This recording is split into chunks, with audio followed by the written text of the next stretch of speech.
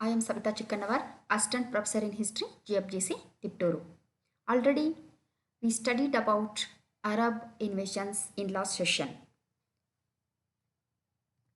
So today we discuss about Arab success, decline and impacts of Arab invasions on India.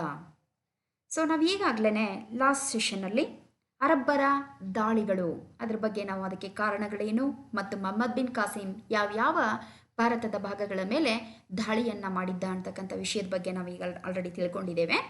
ಇವತ್ತಿನ ಈ ಸೆಷನ್ನಲ್ಲಿ ಅಥವಾ ಈ ಅವಧಿಯಲ್ಲಿ ನಾವು ಅರಬ್ಬರ ವಿಕ್ಟರಿ ಅಂದರೆ ಇಟ್ ಮೀನ್ಸ್ ವಿಜಯ, success, decline and impacts of Arab invasions on India ಈ ಒಂದು ಟಾಪಿಕ್ ಬಗ್ಗೆ ನಾವು ಅಧ್ಯಯನವನ್ನು ಮಾಡೋಣ. ಹಾಗಾದರೆ ಇಲ್ಲಿ ನಮಗೆ ಅನ್ನಿಸ್ಬೋದು ಅರಬ್ ಸಕ್ಸಸ್ ಇದೆ, ಡಿಕ್ಲೈನ್ ಇದೆ, ಸೊ ಇದು ಕನ್ಫ್ಯೂಸ್ ಆಗುವಂಥದ್ದು. ಇಲ್ಲಿ ಸಕ್ಸಸ್ ಆದ್ರ ಅಥವಾ ಡಿಕ್ಲೈನ್ ಆದ್ರ ಎರಡೂ ಕೂಡ ಇದೆ ಅಲ್ಲ ಇಲ್ಲಿ ಅಂತ ನಮ್ಗೆ ಅನ್ನಿಸ್ಬೋದು.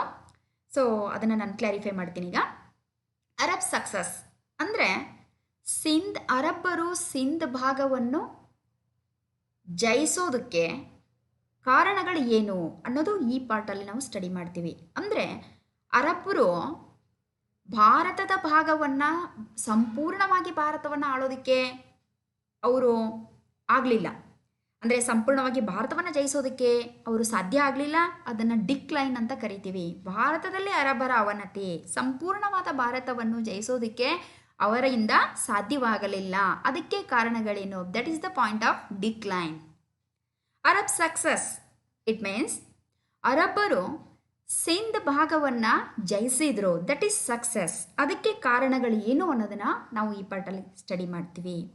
ಜೊತೆಗೆ ಅರಬ್ ಇನ್ವೇಷನ್ಸ್ ಇಂದ ಭಾರತದ ಮೇಲೆ ಯಾವ ರೀತಿ ಪರಿಣಾಮ ಆಯಿತು, that is the point of impacts of Arab invasions on India. ಈ 3 ಪಾಯಿಂಟ್ಗಳ ಬಗ್ಗೆ ನಾನು ಕ್ಲಿಯರ್ ಮಾಡಿದ್ದೀನಿ. ಇವಾಗ ನಾವು ವಿಷಯಕ್ಕೆ ಬರೋಣ. First one, causes to Arab victory or success. ಅಂದರೆ ಸಿಂಧ್ ಪ್ರಾಂತ್ಯದ ಮೇಲೆ ದಾಳಿಯನ್ನು ಮಾಡಿದಾಗ ಅರಬ್ಬರು ನಿಜವಾಗ್ಲೂ ಕೂಡ ವಿಜಯವನ್ನು ಸಾಧಿಸಿದರು. ಅದು ಹಿಂಸಾತ್ಮಕ ಮಾರ್ಗವೇ ಆಗಿರಬಹುದು, ದೌರ್ಜನ್ಯವೇ ಆಗಿರಬಹುದು, ಆದರೆ ವಿಜಯ ಅರಬ್ಬರದಾಗಿತ್ತು. ಅದಕ್ಕೆ ಮುಖ್ಯವಾಗಿರ್ತಕ್ಕಂಥ ಕಾರಣಗಳು ಏನು ಅನ್ನೋದನ್ನು ನಾವು ಸ್ಟಡಿ ಮಾಡ್ತಾ ಹೋಗೋಣ.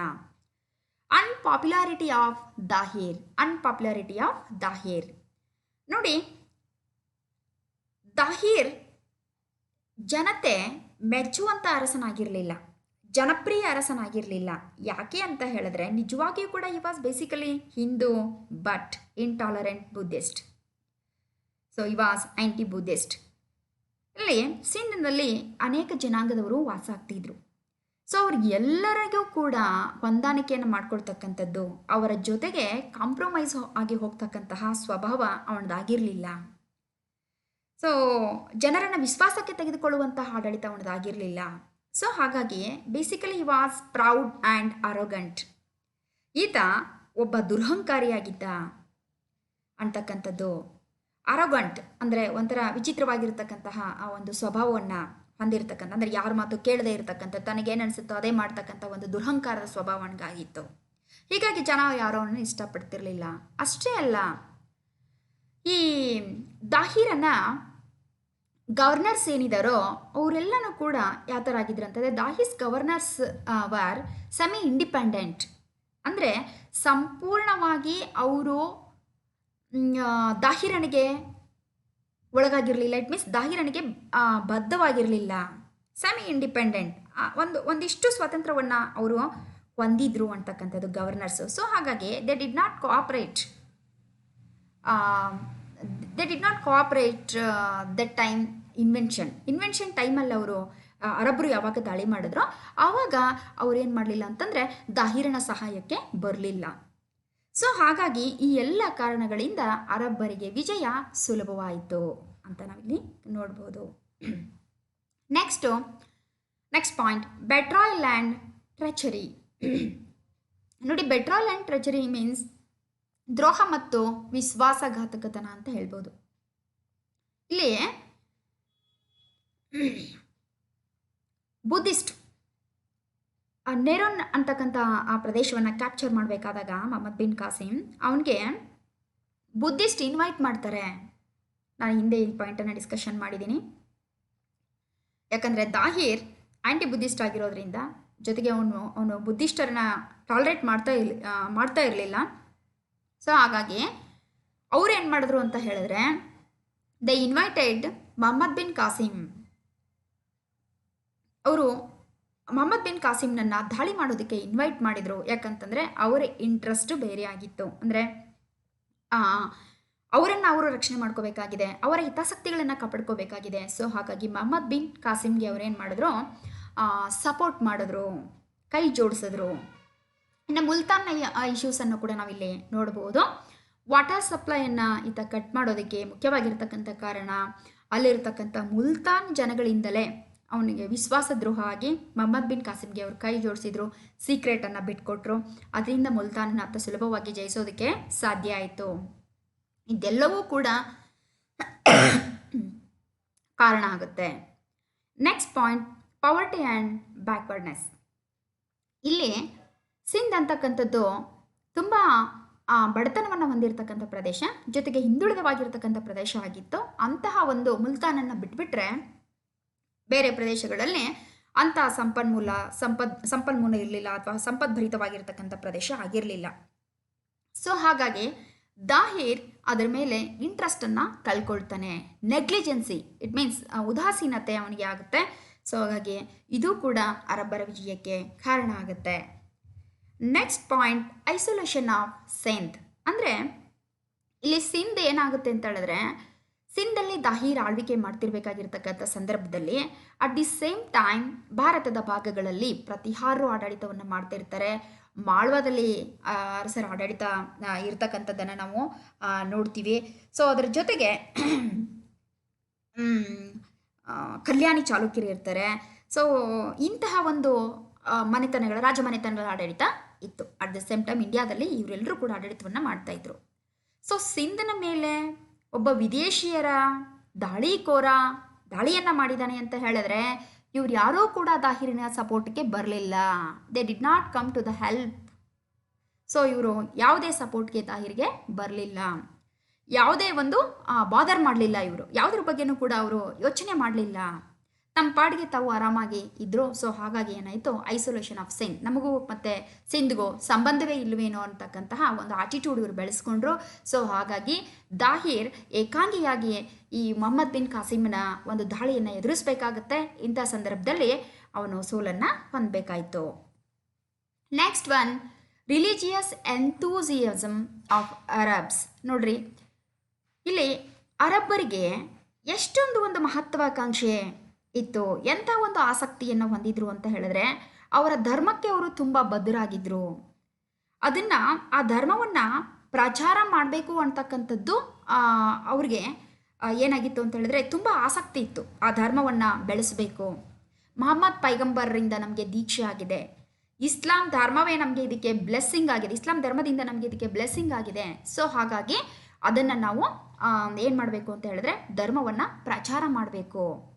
ಸೊ ಆ ಧರ್ಮವನ್ನು ಪ್ರಚಾರ ಮಾಡಬೇಕು ಅಂತ ಹೇಳಿದ್ರೆ, ದೇಶದ ಬೇರೆ ಬೇರೆ ಭಾಗಗಳಲ್ಲಿ ಅಥವಾ ಬೇರೆ ಬೇರೆ ದೇಶಗಳಲ್ಲಿ ಇರ್ತಕ್ಕಂತಹ ಧರ್ಮ, ಅವರ ನಂಬಿಕೆ, ಅವರ ಆಚಾರ ವಿಚಾರ ಏನಿದಾವೋ ಅವೆಲ್ಲ ಡೆಸ್ಟ್ರಾಯ್ ಆಗಬೇಕು. ಇಸ್ಲಾಂ ಧರ್ಮದ ಸಂಸ್ಕೃತಿ ಅದನ್ನು ಅವರು ಅಡಾಪ್ಟ್ ಮಾಡ್ಕೊಳ್ತಾರ ನಾವು ಮಾಡಬೇಕು.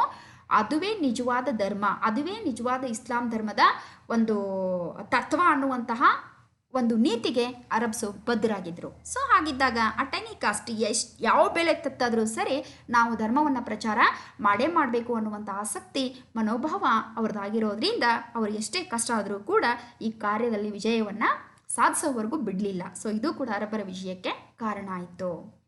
Next, strong army. So Muhammad bin Qasim ಹತ್ರ ವೆಲ್ ಇಕ್ವಿಪ್ಡ್ ಇದೆ, ಜೊತೆಗೆ ಒಳ್ಳೆಯ ಒಂದು ಸೈನ್ಯ, ನುರಿತ ಅಥವಾ ಯುದ್ಧ ಕಲೆಯಲ್ಲಿ ಪರಿಣತಿಯನ್ನು ಹೊಂದಿರತಕ್ಕಂಥ ಒಂದು ಸೈನ್ಯ ಇತ್ತು. ಸೊ ಮೊಹಮ್ಮದ್ ಬಿನ್ ಕಾಸಿಮನ ಸೈನ್ಯಕ್ಕೆ ಕಂಪೇರ್ ಮಾಡಿದಾಗ ದಾಹಿರನ ಸೈನ್ಯ ಅಷ್ಟೊಂದು ಸುಸಜ್ಜಿತವಾದ ಸೈನ್ಯ ಆಗಿರಲಿಲ್ಲ, ತರಬೇತಿ ಹೊಂದಿರತಕ್ಕಂಥ ಸೈನ್ಯ ಆಗಿರಲಿಲ್ಲ. ಸ್ಮಾಲ್ ಆರ್ಮಿಯನ್ನು ಈತ ಹೊಂದಿದ್ದ. ಜೊತೆಗೆ ಇವನ ಹತ್ರ ಅಂಥ ಶಸ್ತ್ರಾಸ್ತ್ರಗಳು ಕೂಡ ಇರಲಿಲ್ಲ. ಅದು ಕೂಡ ದಾಹಿರನ ಸೋಲಿಗೆ, ಅರಬ್ಬರ ವಿಜಯಕ್ಕೆ ಕಾರಣ ಆಯಿತು ಅಂತ ಹೇಳಿದ್ರೆ ತಪ್ಪಾಗ್ಲಿಕ್ಕಿಲ್ಲ. Next point, Sindh was a semi desert. ನೋಡಿ, ಸಿಂಧ್ ಅಂತಕ್ಕಂತಹ ಪ್ರದೇಶ ಇದು ಕೂಡ ಅಂತಹ ಸಂಪದ್ಭರಿತವಾದ ಸಂಪನ್ಮೂಲವಾಗಿರ್ತಕ್ಕಂತಹ ಅಥವಾ ಜನವಸತಿಗೆ ಅತ್ಯಂತ ಯೋಗ್ಯವಾಗಿರ್ತಕ್ಕಂಥ ಪ್ರದೇಶ ಏನೂ ಅಲ್ಲ. ಇದು ಸೆಮಿ ಡೆಸರ್ಟ್ ಅಂತಂದರೆ ಅರೆಮರುಭೂಮಿಯನ್ನು ಹೊಂದಿರತಕ್ಕಂಥ ಒಂದು ಪ್ರದೇಶ ಅಂತ ಒಂದು ನೇಚರ್, ಅಲ್ಲಿಯ ಭೂಮಿಯ ಒಂದು ಸ್ವಭಾವ ಯಾವ ರೀತಿ ಇತ್ತು ಅಂತ ಹೇಳಿದ್ರೆ ಸೆಮಿ ಡೆಸರ್ಟ್. ಸೊ ಹೀಗೆ ಇಲ್ಲಿ ಏನಾಗಿತ್ತು ಅಂತ ಹೇಳಿದ್ರೆ ಮುಖ್ಯವಾಗಿ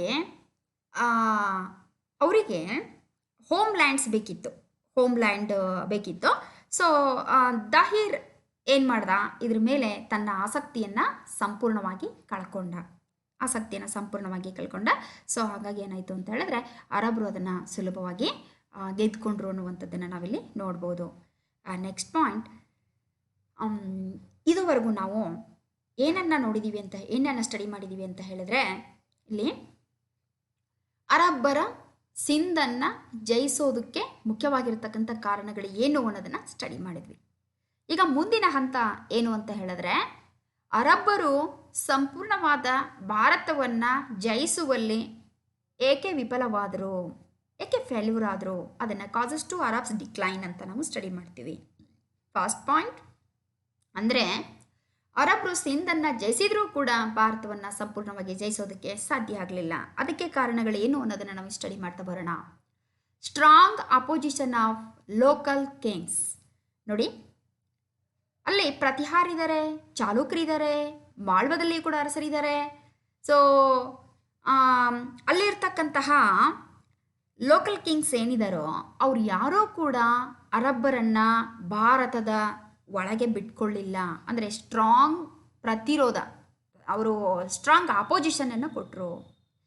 ಅವರು ವಾಯುವ್ಯ ಭಾರತದ ಕೆಲವು ಭಾಗಗಳನ್ನು ಆಕ್ರಮಣ ಮಾಡಿದರೆ ನಿಜ, ಆದರೆ ಸಂಪೂರ್ಣವಾಗಿ ಭಾರತವನ್ನು ಪ್ರವೇಶಿಸಿ ಭಾರತದ ಭಾಗಗಳನ್ನು ಜಯಿಸೋದಕ್ಕೆ ಸಾಧ್ಯ ಆಗಲಿಲ್ಲ. ಯಾಕಂದರೆ ಅಲ್ಲಿರ್ತಕ್ಕಂಥ ಲೋಕಲ್ ಕಿಂಗ್ಸ್, ದೇಶೀಯ ಅರಸರು ಏನಿದಾರೋ ಅವರು ಎಲ್ಲರೂ ಕೂಡ ಅರಬ್ಬರ ದಾಳಿಗೆ ಪ್ರತಿರೋಧವನ್ನು ಒಡ್ಡಿ ತಮ್ಮನ್ನು ತಾವು ಪ್ರೊಟೆಕ್ಟ್ ಮಾಡ್ಕೊಳ್ಳೋದ್ರಲ್ಲಿ ಅವರು ಯಶಸ್ವಿಯಾಗ್ತಾರೆ. ಆದ್ದರಿಂದ ಅವರು ಡಿಕ್ಲೈನ್ ಆದರು ಅಂತ ಹೇಳ್ಬೋದು. In next point, neglected eastern conquests. ನೋಡಿ, ಇಷ್ಟೊತ್ತಿಗಾಗಲೇ ಅರಬ್ಬರಿಗೆ ಯುರೋಪು, ಆಫ್ರಿಕಾದತ್ತ ಆಸಕ್ತಿ ಹೆಚ್ಚಾಗುತ್ತೆ. ಅಂದರೆ ಆ ಭಾಗಗಳನ್ನು ಅಕ್ವೈರ್ ಮಾಡಿಕೊಂಡು ತಮ್ಮ ವಶಕ್ಕೆ ತಂದುಕೊಂಡು ಅಲ್ಲಿ ಧರ್ಮ ಪ್ರಚಾರವನ್ನು ಮಾಡುವತ್ತ ಹೆಚ್ಚು ಅವರ ಆಸಕ್ತಿಯನ್ನು ತೋರಿಸಿರೋದ್ರಿಂದ ಇಲ್ಲಿ ಈಸ್ಟರ್ನ್ ಪಾರ್ಟ್ಸ್ ಏನಿದೆಯೋ ಅದು ನೆಗ್ಲೆಕ್ಟ್ ಆಗ್ತಾ ಹೋಗುತ್ತೆ. ಸೊ ಹಾಗಾಗಿ ಅದು ಕೂಡ ಅವರ ಒಂದು ಮುಂದಿನ ದಿಗ್ವಿಜಯಗಳಿಗೆ ಅದು ಆಸ್ಪದ ಮಾಡಿಕೊಡ್ಲಿಲ್ಲ ಅನ್ನುವಂಥದ್ದನ್ನು ನಾವಿಲ್ಲಿ ನೋಡ್ಬೋದು. Next point, death of Muhammad bin Qasim. ನೋಡಿ, ಮೊಹಮ್ಮದ್ ಬಿನ್ ಕಾಸಿಂ ಈತ ಒಬ್ಬ ಸಮರ್ಥ ಪ್ರಾಂತ್ಯಾಧಿಕಾರಿ. ಸೊ ಇವನಿಗೆ ಒಂದು ದಕ್ಷವಾದ ಆಡಳಿತವನ್ನು ಮಾಡೋದಕ್ಕಾಗಲಿ ಅಥವಾ ದಾಳಿಯನ್ನು ಮಾಡಿ ಅದನ್ನು ಜಯಿಸೋದಕ್ಕಾಗಲಿ, ಅದನ್ನು ಸಮರ್ಥನೆ ಮಾಡ್ಕೊಳ್ಳೋದಕ್ಕಾಗಲಿ, ಸೊ ಎಲ್ಲ ನಾಯಕತ್ವದ ಗುಣಗಳು, ಲೀಡರ್ಶಿಪ್ ಕ್ವಾಲಿಟೀಸ್ ಎಲ್ಲವೂ ಕೂಡ ಮೊಹಮ್ಮದ್ ಬಿನ್ ಕಾಸಿಂಗೆ ಇತ್ತು. ದೇವಾಲ್ ಗೆದ್ದ, ಮುಲ್ತಾನ್ ಪ್ರದೇಶವನ್ನು ಗೆದ್ದ, ಸೊ ಬ್ರಹ್ಮಣಾಬಾದ್ ವಶ ಆಯಿತು. ಈ ಎಲ್ಲ ಪ್ರದೇಶಗಳನ್ನು ವಶಪಡಿಸಿಕೊಂಡ ಮೇಲೆ ಅವನದು ನೆಕ್ಸ್ಟ್ ಟಾರ್ಗೆಟ್ ಯಾವುದು ಆಗಿತ್ತು ಅಂತ ಹೇಳಿದ್ರೆ ಕನೌಜನ್ನು ಗೆಲ್ಲಬೇಕು ಅನ್ನುವಂಥದ್ದು ಅವನ ಟಾರ್ಗೆಟ್ ಆಗಿತ್ತು. ಆದರೆ ಅಷ್ಟೊತ್ತಿಗಾಗಲೇ ಏನಾಗುತ್ತೆ ಅಂತ ಹೇಳಿದ್ರೆ ಆತ ಖಲೀಫ್ ವಾಲಿದ್ನ ಶಿಕ್ಷೆಗೆ ಗುರಿಯಾಗಿ ಆ ಟೈಮಲ್ಲಿ ಆತ ಮರಣವನ್ನು ಹೊಂದಬೇಕಾಯಿತು. ಸೊ ಇನ್ ಕೇಸ್ ಅಂದರೆ ನೆಕ್ಸ್ಟ್ ಮುಂದೆ ಬರ್ತಿರ್ತಕ್ಕಂತಹ ಏನು ಪ್ರಾಂತ್ಯಾಧಿಕಾರಿಗಳು ಏನಿದಾರೋ ಅಥವಾ ಖಲೀಫನಿಂದ ನೇಮಕವಾಗಿರ್ತಕ್ಕಂಥ ಪ್ರಾಂತ್ಯಾಧಿಕಾರಿಗಳು ಏನಿದಾರೋ ಇಷ್ಟು ಸಮರ್ಥರಾಗಿರಲಿಲ್ಲ.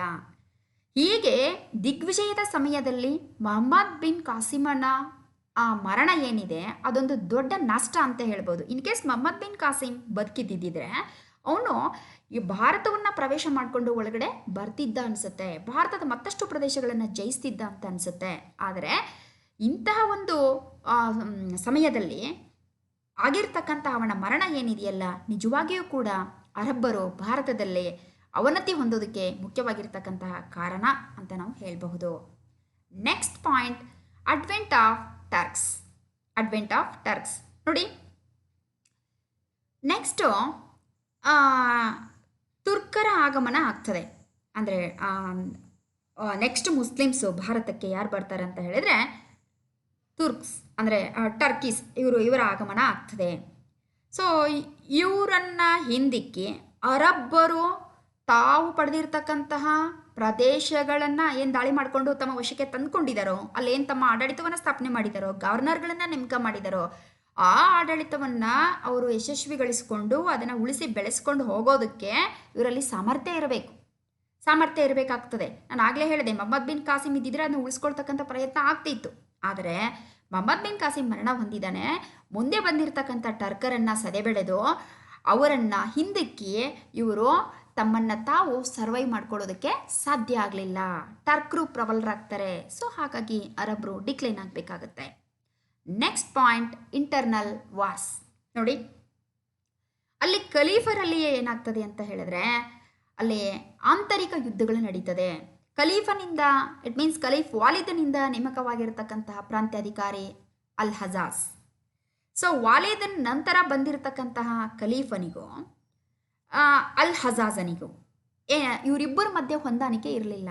ಅಲ್ ಹಜಾಜನಿಗೂ ಹೊಂದಾಣಿಕೆ ಇರಲಿಲ್ಲ. ಅಲ್ ಹಜಾಜ್ ಮರಣ ಹೊಂದಿದ ನಂತರ ಏನಾಯಿತು ಅಂತ ಹೇಳಿದ್ರೆ, ಈ ಮೊಹಮ್ಮದ್ ನಂತರ ಬಂದಿರತಕ್ಕಂತಹ ನೇಮಕವಾಗಿರ್ತಕ್ಕಂತಹ, ಅಂದರೆ ಸಿಂಧ್ನಲ್ಲಿ ನೇಮಕವಾಗಿರ್ತಕ್ಕಂತಹ ಗವರ್ನರ್ಗಳ ಮಧ್ಯೆ ಹೊಂದಾಣಿಕೆ ಇಲ್ಲದಂತೆ ಅವರವರ ಮಧ್ಯೆ ಏನಾಯಿತು ಅಂತ ಹೇಳಿದ್ರೆ ಆಂತರಿಕ ಸಂಘರ್ಷ, ಆಂತರಿಕ ಯುದ್ಧಗಳು ಪ್ರಾರಂಭ ಆಗ್ತದೆ. ಸೊ ಹಾಗಿದ್ದಾಗ ತಮ್ಮ ಸಮಸ್ಯೆಗಳನ್ನೇ ತಾವು ಬಗೆಹರಿಸಿಕೊಳ್ಳೋದ್ರತ್ತ ಇವರು ತಮ್ಮ ಗಮನವನ್ನು ಕೇಂದ್ರೀಕರಣ ಮಾಡಿದ್ರು. ಸೊ ಸಿಂಧನ್ನು ಅಥವಾ ಭಾರತದ ಮತ್ತಷ್ಟು ಪ್ರದೇಶಗಳನ್ನು ಗೆಲ್ಲಬೇಕು ಅಂತಕ್ಕಂತಹ ಒಂದು ಆಸಕ್ತಿಯನ್ನು ಅವರು ತೋರಲಿಲ್ಲ.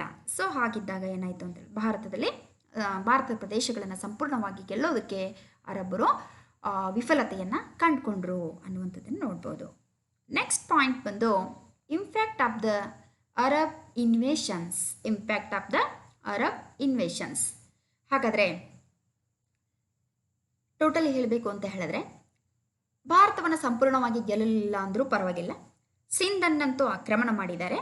ನಾನು ಈಗಾಗಲೇ ಮ್ಯಾಪಲ್ಲಿ ತೋರಿಸಿರುವಂತೆ ಸಾಕಷ್ಟು ಪ್ರದೇಶಗಳನ್ನು ಅರಬ್ಬರು ವಶಪಡಿಸಿಕೊಂಡಿದ್ದಾರೆ. ಹಾಗಾದರೆ ಈ ಅರಬ್ಬರ ದಾಳಿಯಿಂದ ಭಾರತದ ಮೇಲೆ ಯಾವ ಪರಿಣಾಮಗಳು ಉಂಟಾಯಿತು ಅನ್ನೋದ್ರ ಬಗ್ಗೆ ನಾವೀಗ ನೋಡೋಣ. ಸೊ ಈ ಒಂದು ವಿಷಯದ ಬಗ್ಗೆ ಇತಿಹಾಸಕಾರರಲ್ಲಿ ಸಾಕಷ್ಟು ಭಿನ್ನಾಭಿಪ್ರಾಯಗಳಿದ್ದಾವೆ. ಅದರಲ್ಲಿ ಸ್ಟ್ಯಾನ್ಲಿ ಲೇನ್ ಪೋಲ್ ಅಂತಕ್ಕಂತಹ ಇತಿಹಾಸಕಾರ ಹೇಳ್ತಾರೆ, ಏನು ಅಂತ ಹೇಳಿದ್ರೆ, the Arab conquest of Sindh was only an episode in the history of India and of Islam, a triumph without results ಅಂತ ಹೇಳ್ತಾರೆ. ನೋಡಿ, ಈ ಹೇಳಿಕೆ, ಅದರ ಪರಿಣಾಮವನ್ನು ಸಂಪೂರ್ಣವಾಗಿ ಈ ಒಂದೇ ಹೇಳಿಕೆ ನಮಗೆ ಅರ್ಥ ಮಾಡಿಸ್ಬಿಡುತ್ತೆ. ಏನು ಅಂತ ಹೇಳಿದ್ರೆ, ಈ ಅರಬ್ಬರ ದಿಗ್ವಿಜಯಗಳು ಒಂದು ಸಿಂಧನ ಮೇಲೆ ಮಾಡಿರ್ತಕ್ಕಂಥ ಏನು ಆಕ್ರಮಣ ಏನಿದೆ ಅಥವಾ ದಿಗ್ವಿಜಯ ಏನಿದೆ, ಅದೊಂದು ಎಪಿಸೋಡ್ ಇದ್ದಂಗೆ, ಜಸ್ಟ್ ಒಂದು ಪಾರ್ಟ್ ಅಷ್ಟೇ. ಅದು ಮಿಡಿವಲ್ ಹಿಸ್ಟ್ರಿನಲ್ಲಿ ಅದು ಎಂತಹ ವಿಜಯ ಆಗಿತ್ತು ಅಂತ ಹೇಳಿದ್ರೆ, ಯಾವುದೇ ಪರಿಣಾಮವಿಲ್ಲದ ವಿಜಯ ಅಂತಂದರೆ ಅದರ ಅರ್ಥ ಈ ಅರಬ್ಬರ ದಾಳಿಯಿಂದ ಭಾರತದ ಮೇಲೆ ಯಾವುದೇ ಪರಿಣಾಮ ಆಗಲಿಲ್ಲ, ಯಾವ ಪರಿಣಾಮವೂ ಕೂಡ ಅದು ಆಗಲಿಲ್ಲ ಅನ್ನುವಂಥದ್ದು. ಜಸ್ಟ್ ಇದೊಂದು ಎಪಿಸೋಡ್ ಆದಂಗೆ ಆಯಿತು ಹೋಯಿತು ಅಷ್ಟೇ. ಆದರೆ ಇದರಿಂದ ಭಾರತದ ಮೇಲೆ ಯಾವ ಪರಿಣಾಮವೂ ಕೂಡ ಆಗಲಿಲ್ಲ ಅಂತ ಹೇಳ್ಬಿಟ್ಟು ಸ್ಟ್ಯಾನ್ಲಿ ಲೇನ್ ಪೋಲ್ ಅಂತಕ್ಕಂಥವ್ರು ಹೇಳ್ತಾರೆ. ಒಂದು ಸಾರಿ ನೋಡಿದ್ರೆ ಇದು ನಿಜ ಅಂತ ಅನಿಸುತ್ತೆ. ಯಾಕಂತ ಹೇಳಿದ್ರೆ, ಇದು ಅರಬ್ಬರ ದಾಳಿ ಕೇವಲ ಸಿಂಧ್ ಅಂತಕ್ಕಂಥ ಒಂದು ಪಾರ್ಟ್ ಮೇಲೆ ಮಾತ್ರ ಆಗಿತ್ತು. ಭಾರತವನ್ನು ಬಳಸ್ಕೊಂಡು ಸಂಪೂರ್ಣವಾಗಿ ಭಾರತದ ಒಳಗಡೆ ಅದು ಪ್ರವೇಶ ಮಾಡಲೇ ಇಲ್ಲ. ಸೊ ಹಾಗಿದ್ದಾಗ ಅಂತಹ ಗಂಭೀರವಾದ ಪರಿಣಾಮ ಇದರಿಂದ ಆಗಿರಲಿಕ್ಕಿಲ್ಲ ಅಂತ ನಾವು ಇವರ ಹೇಳಿಕೆಯಿಂದ ನಾವು ಭಾವಿಸಬಹುದು. ನೆಕ್ಸ್ಟ್ ಪಾಯಿಂಟ್, ಓಲ್ಸ್ಲೆ ಹ್ಯಾಗ್ ಅಂತಕ್ಕಂಥವ್ರು ಬರೀತಾರೆ, ಏನು ಅಂತ ಹೇಳಿದ್ರೆ, it was a mere episode in the history of India and affected only a small portion of the prince of that vast country. ಅಂದರೆ ವಿಶಾಲವಾಗಿರ್ತಕ್ಕಂಥ ಈ ಭಾರತದಲ್ಲಿ ಕೇವಲ ಒಂದು ಸಣ್ಣ ಭಾಗವಾಗಿರ್ತಕ್ಕಂಥ ಸಿಂಧ್ನ ಮೇಲೆ, ಒಂದು ಸ್ಮಾಲ್ ಪೋರ್ಷನ್ ಮೇಲೆ ಇದರ ಒಂದು ಪರಿಣಾಮ, ಅದು ಅಂತಹ ದೊಡ್ಡ ಪರಿಣಾಮ ಏನೂ ಅಲ್ಲ ಅನ್ನುವಂತಹ ಮಾತನ್ನು ಹೇಳಿದ್ದಾರೆ. ಅಂದರೆ ಇದರಿಂದ ನಮ್ಗೆ ಅರ್ಥ ಆಗ್ತದೆ ಅಂತಹ ಗಂಭೀರವಾದ ಪರಿಣಾಮ ಯಾವುದು ಬೀರಲಿಲ್ಲ, ಪೊಲಿಟಿಕಲಿ ಅಂತಹ ಒಂದು ಗಂಭೀರವಾಗಿರ್ತಕ್ಕಂಥ ಪರಿಣಾಮಗಳು ಯಾವುದು ಆಗಲಿಲ್ಲ ಅನ್ನುವಂಥ ಮಾತನ್ನೇ ಇವರು ಕೂಡ ಬೆಂಬಲಿಸ್ತಾರೆ. ಸೊ ಆದಾಗ್ಯೂ ಕೂಡ ಅರಬ್ಬರ ದಾಳಿಗಳು ಕೆಲವೊಂದಿಷ್ಟು ಪರಿಣಾಮಗಳನ್ನು ಬೀರ್ತು, ಅದನ್ನು ಅಲ್ಲಗಳೆಯುವಂತಿಲ್ಲ. ಹಾಗಾದರೆ ಎಂತಹ ಪರಿಣಾಮಗಳನ್ನು ಬೀರ್ತು ಅಂತ ಹೇಳಿದ್ರೆ, progress of trade and commerce. Progress of trade and commerce, ಭಾರತದ ವ್ಯಾಪಾರ ಮತ್ತು ವಾಣಿಜ್ಯ ಅರಬ್ಬರ ಸಂಪರ್ಕದಿಂದ ನಿಜವಾಗಿಯೂ ಕೂಡ ಬೆಳವಣಿಗೆ ಆಯಿತು, ಪ್ರಗತಿದಾಯಕವನ್ನು ಕಂಡುಕೊಡ್ತು. ಸಾಕಷ್ಟು ಇದರಲ್ಲಿ ಪ್ರೋಗ್ರೆಸ್ಸನ್ನು ನಾವು ಕಂಡುಕೊಂಡ್ವಿ, ಇದರಲ್ಲಿ ಎರಡು ಮಾತಿಲ್ಲ. ಅರಬ್ಬರ ಸಂಪರ್ಕದಿಂದ ಭಾರತದ ವ್ಯಾಪಾರ, ವಾಣಿಜ್ಯ, ಆರ್ಥಿಕತೆಗೆ ಪುಷ್ಟಿ ದೊರೆಯಿತು ಅಂತ ಹೇಳಿದ್ರೆ ಅದರಲ್ಲಿ ಅತಿಶಯೋಕ್ತಿ ಇಲ್ಲ. So next point, propagation of ಇಸ್ಲಾಂ. ಇದು ಖಂಡಿತವಾಗಿಯೂ ಸತ್ಯ. ಇಸ್ಲಾಂ ಧರ್ಮ ಪ್ರಚಾರ ಅವರ ಏನು ಉದ್ದೇಶ ಆಗಿತ್ತೋ ಅದು ಸಿಂಧ್ನ ಆ ಭಾಗದಲ್ಲಿ ಖಂಡಿತವಾಗಿಯೂ ಆಯಿತು. ನಂತರದ ಅವಧಿಯಲ್ಲಿ ಭಾರತದಲ್ಲಿಯೂ ಕೂಡ ಇದು ಸತ್ಯವಾದ ವಿಷಯ. ಭಾರತದಲ್ಲಿಯೂ ಕೂಡ ಈ ಒಂದು ಮ್ಯಾಟ್ರನ್ನು ಅಲ್ಲಗಳೆಯುವಂತಿಲ್ಲ, ಇದು ಸತ್ಯದ ವಿಷಯನೇ ಆಗ್ತದೆ. ಅಂದರೆ ಭಾರತದಲ್ಲಿ ಇಸ್ಲಾಂ ಧರ್ಮದ ಪ್ರಚಾರ ಆಗ್ತದೆ. ಇದು ಕೂಡ ಅತ್ಯಂತ ದೊಡ್ಡ ಪರಿಣಾಮ. Next point, social and cultural effects. ಸಾಮಾಜಿಕ ಮತ್ತು ಸಾಂಸ್ಕೃತಿಕವಾಗಿ ಅದು ಏನು ಪರಿಣಾಮವನ್ನು ಬೀರುತ್ತೋ ಅನ್ನೋದನ್ನು ನೋಡೋಣ. ಇಲ್ಲಿ ಸಾಮಾಜಿಕವಾಗಿ ಮತ್ತು ಸಾಂಸ್ಕೃತಿಕವಾಗಿ ಪರಿಣಾಮ ಅಂತಂದರೆ, ಅರಬ್ಬರು ಭಾರತೀಯ ಸಂಸ್ಕೃತಿ, ಸಾಮಾಜಿಕ ರೀತಿ ನೀತಿ, ಸಂಪ್ರದಾಯ, ನಂಬಿಕೆ ಇದೆಲ್ಲದರಿಂದಲೂ ಕೂಡ ಸಾಕಷ್ಟು ಪ್ರಭಾವಿತರಾದರು. ಭಾರತದಲ್ಲಿರ್ತಕ್ಕಂತಹ ತತ್ವಜ್ಞಾನ, ಆಚಾರ ವಿಚಾರ, ಸೊ ಇಲ್ಲಿರ್ತಕ್ಕಂತಹ ಆಯುರ್ವೇದ, ವಿಜ್ಞಾನ, ಗಣಿತ, ಖಗೋಳಶಾಸ್ತ್ರ, ಭೂಗೋಳಶಾಸ್ತ್ರ ಇದೆಲ್ಲದರಿಂದ ಪ್ರಭಾವಿತರಾದರು. ಸೊ ಭಾರತದ ಈ ನಮ್ಮ ಕಲ್ಚರನ್ನು ಅವರು ಕಲ್ತ್ಕೊಂಡ್ರು ಕೂಡ. ಭಾರತದಲ್ಲಿರ್ತಕ್ಕಂಥ ಅನೇಕ ವಿಶ್ವವಿದ್ಯಾಲಯಗಳು ಆ ಸಮಯದಲ್ಲಿ ಏನೋ ತಕ್ಷಶಿಲಾದಂತಹ ವಿಶ್ವವಿದ್ಯಾಲಯಗಳು ಏನಿದ್ವೋ ಅಲ್ಲಿ ಅವರು ಭಾರತದ ಭಾಷೆಗಳನ್ನು ಕಲ್ತ್ಕೊಂಡ್ರು. ಮತ್ತು ಭಾರತದಲ್ಲಿರ್ತಕ್ಕಂತಹ ಈ ತತ್ವಜ್ಞಾನ, ಫಿಲಾಸಫಿಯಲ್ಲಿ ಇದೆಲ್ಲ ಏನಿದೆಯೋ ಅದನ್ನು ಕಲ್ತ್ಕೊಂಡು ತಮ್ಮ ದೇಶದಲ್ಲಿಯೂ ಕೂಡ ಅದನ್ನು ಪ್ರಚಾರ ಮಾಡಿದ್ರು. ಸೊ ಇದರಿಂದ ಏನಾಯಿತು ಅಂತ ಹೇಳಿದ್ರೆ ಬಹುದೊಡ್ಡವಾದ ಪರಿಣಾಮ ಆಗ್ತದೆ. ಜೊತೆಗೆ ಡಿಸಿಮಿನೇಷನ್ ಆಫ್ ಇಂಡಿಯನ್ ಕಲ್ಚರ್. ಹಾಗಾದರೆ ಇವರು ಕಲ್ತ್ಕೊಂಡಿರ್ತಕ್ಕಂತಹ ಭಾರತೀಯ ತತ್ವಜ್ಞಾನ, ಭಾರತದ ಸಂಸ್ಕೃತಿ, ಸಂಪ್ರದಾಯ, ಆಚಾರ ವಿಚಾರ, ಖಗೋಳಶಾಸ್ತ್ರ, ಭೂಗೋಳಶಾಸ್ತ್ರ, ಆಯುರ್ವೇದ, ವೈದ್ಯಕೀಯ ಪದ್ಧತಿ ಇವೆಲ್ಲವನ್ನು ಕೂಡ ಅವರು ತಾವು ಕಲಿತುಕೊಳ್ಳುವುದಷ್ಟೇ ಅಲ್ಲ, ವಿದೇಶಗಳಲ್ಲಿಯೂ ಕೂಡ ಪ್ರಚಾರ ಮಾಡಿದ್ರು. ಇದರಿಂದ ಇಂಡೋ ಅರೇಬಿಕ್ ಅನ್ನುವಂತಹ ಒಂದು ವೈಜ್ಞಾನಿಕ ಶಾಖೆ ಕೂಡ ಬೆಳವಣಿಗೆ ಆಗ್ತದೆ. ಇಂಡೋ ಅರೇಬಿಕ್ ಅಂತಕ್ಕಂಥ ಒಂದು ವೈಜ್ಞಾನಿಕ ಶಾಖೆ ಇಲ್ಲಿ ಬೆಳವಣಿಗೆ ಆಗ್ತದೆ. ಜೊತೆಗೆ ಇಲ್ಲಿ culture and social and cultural ಪಾರ್ಟಲ್ಲಿ ನಾವು ಪಾಯಿಂಟಲ್ಲಿ ನಾವು ನೋಡೋದಾದರೆ ಅಲ್ಲಿ ನಾವು ವಿನಿಮಯ ಆಗಿರ್ತಕ್ಕಂಥದ್ದನ್ನು ಕೂಡ ನಾವು ನೋಡ್ತೀವಿ. ಇಲ್ಲಿ ಸಾಮಾನ್ಯವಾಗಿ ಬಾಗ್ದಾದ್ನಲ್ಲಿರ್ತಕ್ಕಂತಹ ಖಲೀಫರು ಏನಿದಾರೋ ಭಾರತೀಯ ವಿದ್ವಾಂಸರನ್ನು ತಮ್ಮ ಆಸ್ಥಾನಕ್ಕೆ ಆಹ್ವಾನ ಮಾಡಿ ಅವರಿಂದ ಆ ತತ್ವಜ್ಞಾನ ಏನಿದೆ, ಆಚಾರ ವಿಚಾರಗಳು ಏನಿದಾವೆ, ಸಂಸ್ಕೃತಿ ಏನಿದೆ ಅದೆಲ್ಲವನ್ನು ತಿಳಿದುಕೊಳ್ಳೋದಕ್ಕೆ ಪ್ರಯತ್ನವನ್ನು ಮಾಡಿದ್ರು. ಜೊತೆಗೆ ಭಾರತದ ಕೃತಿಗಳು ಏನಿದಾವೋ ಅವೆಲ್ಲವೂ ಕೂಡ ಅರಬಿಕ್ ಭಾಷೆಯಲ್ಲಿ ಸುಮಾರು ಚರಕ ಸಂಹಿತೆಯಂತಹ ಅನೇಕ ಕೃತಿಗಳು ಏನಿದಾವೋ ಅವೆಲ್ಲ ಅರಬಿಕ್ ಭಾಷೆಗೆ ಭಾಷಾಂತರ ಆಯಿತು. ಅರಬಿಕ್ ಭಾಷೆಗೆ ಭಾಷಾಂತರ ಆದ ನಂತರ ಅದೆಲ್ಲ ಕಡೆಯೂ ಕೂಡ ಪ್ರಚಾರ ಆಗುತ್ತೆ.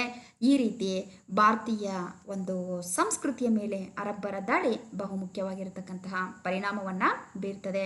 ಭಾರತೀಯ ಸಂಸ್ಕೃತಿಯನ್ನು ಪ್ರಚಾರ ಮಾಡೋದರಲ್ಲಿ ಅರಬ್ಬರ ದಾಳಿ ಬಹುಮುಖ್ಯವಾದ ಪಾತ್ರವನ್ನು ವಹಿಸಿದೆ ಅಂತ ಹೇಳ್ಬೋದು. ಇನ್ನು ನೆಕ್ಸ್ಟ್ ಪಾಯಿಂಟ್ ಏನಂತ ಹೇಳಿದ್ರೆ, the Arabs attack inspired the next invaders. ಅಂದರೆ ಅರಬ್ರು ಭಾರತದಲ್ಲಿ ಇಸ್ಲಾಂ ರಾಜ್ಯವನ್ನು ಕಟ್ಟಕ್ಕಾಗಲಿಲ್ಲ, ಇಸ್ಲಾಂ ಧರ್ಮವನ್ನು ಪ್ರಚಾರ ಮಾಡಿದರು ನಿಜ. ಆದರೆ ಇವರ ದಾಳಿ ಮುಂದಿನ ಇಸ್ಲಾಮಿಕ್ ದಾಳಿಕೋರರಿಗೆ ಸ್ಫೂರ್ತಿ ಆಯಿತು, ಪ್ರೇರಣೆ ಆಯಿತು. ಈಗ ಇವರು ಫೇಲ್ಯೂರ್ ಆಗಿದ್ದಾರೆ ನಿಜ. ನಂತರದ ಅವಧಿಯಲ್ಲಿ ಆ ಮುಸ್ಲಿಮ್ರು ಏನು ಮಾಡ್ಬೋದು ಅಂತ ಹೇಳಿದ್ರೆ ಭಾರತದ ಮೇಲೆ ದಾಳಿಯನ್ನು ಮಾಡಿ ಶಾಶ್ವತವಾಗಿರ್ತಕ್ಕಂಥ ಇಸ್ಲಾಂ ರಾಜ್ಯವನ್ನು ಕಟ್ಟಬಹುದು, ಭಾರತದ ಒಳಗೆ ಪ್ರವೇಶ ಮಾಡಬಹುದು, ಸಂಪೂರ್ಣವಾಗಿ ಭಾರತವನ್ನು ಆಳ್ಬಹುದು ಅನ್ನುವಂಥ ಮಹತ್ವಾಕಾಂಕ್ಷೆ ಅಥವಾ ದಾಳಿಯ ಒಂದು ಮಹತ್ವಾಕಾಂಕ್ಷೆಯನ್ನು ಅದು ಮುಂದಿನ ಇಸ್ಲಾಂ ದಾಳಿಕೋರರಿಗೆ ಅದು ನೀಡ್ತದೆ, ಸ್ಫೂರ್ತಿ ಆಗ್ತದೆ, ಪ್ರೇರಣೆ ಆಗ್ತದೆ ಅನ್ನೋದರಲ್ಲಿ ಅನುಮಾನ ಇಲ್ಲ. ಸೊ ಈ ರೀತಿ ಭಾರತದ ಮೇಲೆ ಅರಬ್ಬರ ದಾಳಿಯ ಪರಿಣಾಮ ಆಗ್ತದೆ. ಜೊತೆಗೆ ಇನ್ನೊಂದು ಅಂತ ಹೇಳಿದ್ರೆ ನಮ್ಮ ಭಾರತೀಯ ದೇವಾಲಯಗಳು ನಾಶ ಆಗ್ತವೆ, ಮಸೀದಿಗಳು ಕಟ್ಟಲ್ಪಡ್ತವೆ. ಇದು ಒಂದು ದುಷ್ಪರಿಣಾಮ ಅಂತ ನಾವು ಹೇಳಬಹುದು. ಇನ್ನು ನೆಕ್ಸ್ಟು ಅಂತ ಹೇಳಿದ್ರೆ ಟೋಟಲಿ ನೋಡೋದಾದರೆ ಈ ಅರಬ್ಬರ ದಾಳಿಯಿಂದ ಅರಬ್ಬರು ಧರ್ಮವನ್ನು ಪ್ರಚಾರ ಮಾಡಿದರೆ ಹೊರತು ಇಸ್ಲಾಂ ರಾಜ್ಯವನ್ನು ಶಾಶ್ವತವಾಗಿ ಭಾರತದಲ್ಲಿ ಕಟ್ಟಲಾಗಲಿಲ್ಲ. ಆದರೆ ನಂತರ ಬಂದಿರತಕ್ಕಂತಹ ತುರ್ಕರು ಆ ಕಾರ್ಯವನ್ನು ಅವರು ಅದನ್ನು ಪೂರ್ಣಗೊಳಿಸ್ತಾರೆ ಅಂತ ಹೇಳ್ಬೋದು. ಗಜ್ನಿ, ಗೋರಿ ಮುಂದಿನ ಒಂದು ಪಾರ್ಟಲ್ಲಿ ನಾವು ನೋಡ್ತೀವಿ. ಸೊ ಮುಂದಿನ ಭಾಗವನ್ನು ನಾವು ನೆಕ್ಸ್ಟ್ ಸೆಷನಲ್ಲಿ ಸ್ಟಡಿ ಮಾಡೋಣ. ನಿಮಗೆ ಇವತ್ತಿನ ಈ ಪಾಠ ಅರ್ಥ ಆಗಿದೆ ಅಂತ ನಾನು ಭಾವಿಸ್ತೀನಿ. ನನ್ನ ಈ ಬೋಧನೆಗೆ ಈ ಎಲ್ಲ